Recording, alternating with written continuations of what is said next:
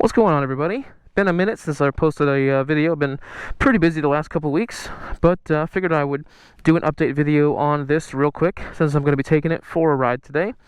This is post intake, post Dynojet install, post Power Commander, post Dyno tune, post everything.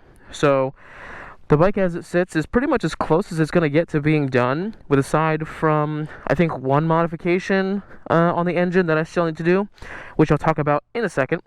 So I'm going to fire this guy up, and I'm going to get on the road here, and we're going to talk a little bit about the numbers that this thing is producing, some of the problems we had with dyno tuning it, and what's going to be next for it. So stay tuned.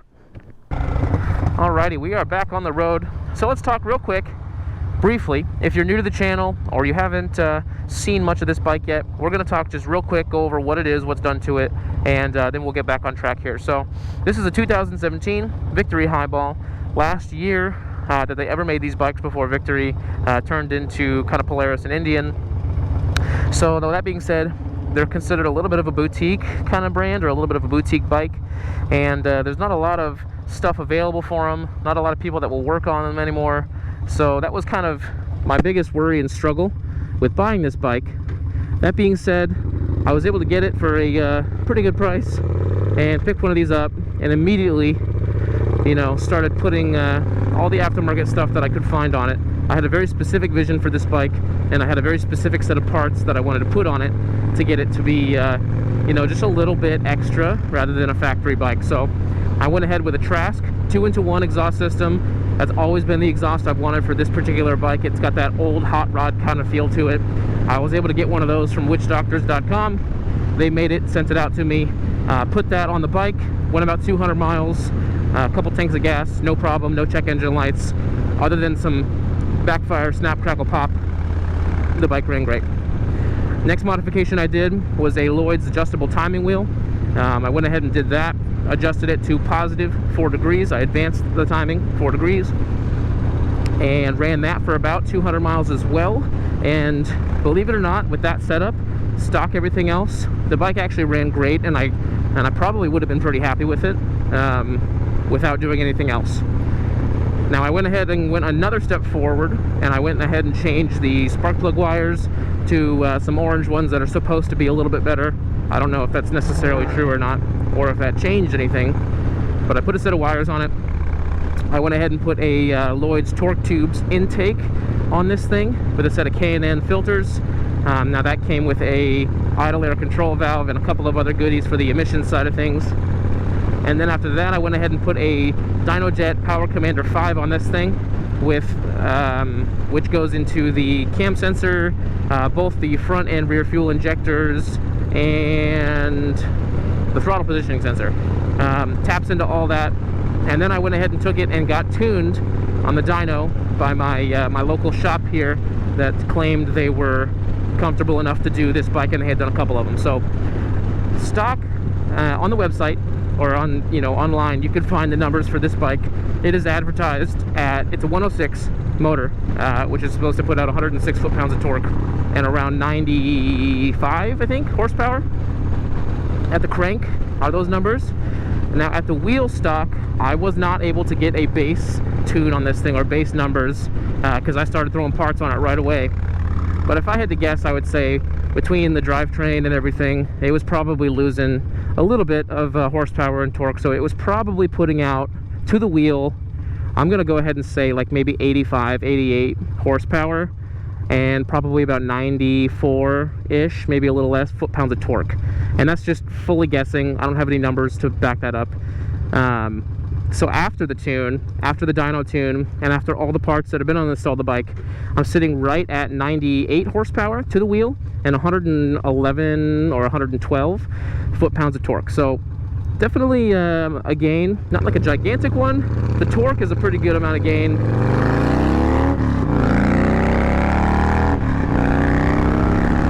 And that's what really gets you moving on motorcycles, is the torque. So that's definitely something I was able to feel. And the whole process of getting all the parts installed, bought, delivered was a little bit annoying because, again, this bike is not easy to find parts for. But I was able to get it all on there, get it installed, all myself, by the way. None of it was really extraordinarily difficult. and the dyno tune was done in about 3 or 4 days. Now after the dyno tune, I did only end up with about 2 problems. First problem was the check engine light on the O2 sensors. They do run these things pretty hard on the dyno, so I had an O2 sensor light on, and that did eventually turn off by itself. And these bikes are notorious for O2 sensor codes and lights, so I've been kind of researching an option to bypass the O2 sensors on these bikes without messing up the tuning. If you take the throttle position, or excuse me, if you take the O2 sensors out, a lot of times it'll make the fuel map different. It'll make it more rich, I believe. So I'm trying to figure that out. I did find, I think you would call them like a dongle, you know, or like a resistor plug to basically fully eliminate the O2 sensors.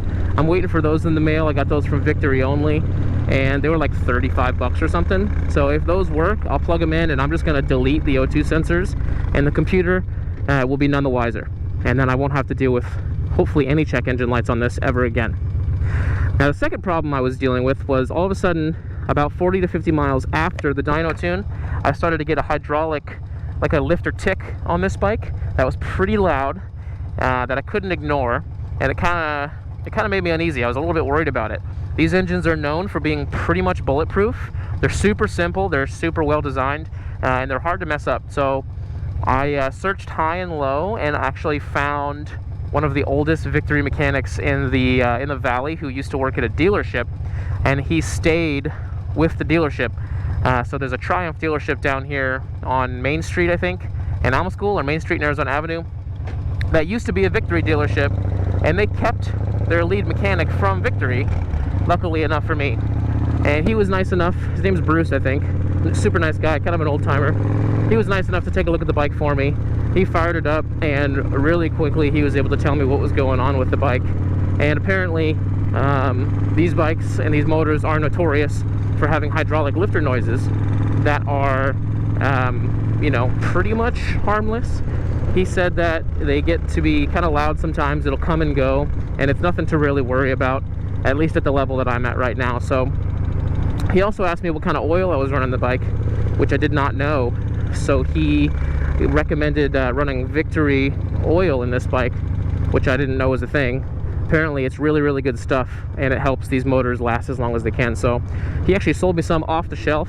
So I went ahead and did an oil change on this thing with full, you know, Victory everything, from the oil crush washer to the oil filter, all the way to the actual oil. I put 4 quarts in this thing, fired it up, and almost instantaneously the ticking, the hydraulic lifter assembly noise went way down to almost nothing.